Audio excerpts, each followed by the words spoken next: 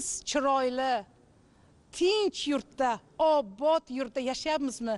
Har bitta qarich yerimizga ham biz unumli foydalanib daraxtlar ekishimiz kerak. Zero O'zbekiston yangi O'zbekistondir. Prezidentimiz har bir selektorga, har bir chiqishlariga bejizga yashil makon, yashil umummilliy loyihasi haqida gapirmayaptilar. Har yili kuz-bahor oylarida yashil makon umummilliy loyihasi asosida O'zbekistonda juda ko'p bog'roqlar, yashil belbog'lar, transchegaraviy garmsellar, yerlarimizdagi qum bo'ronlari, garmsel shamollarini kelishini, ya'ni eng asosiysi toza tuproq, toza havoni asrash uchun juda ko'p umummilliy ishlar qilinyapti va biz shu yurtning farzandlarimiz. Biz kelajakka toza tuproqni, toza suvni, toza havoni berishimiz kerak, chunki biz kelajak uchun ham javobgarmiz.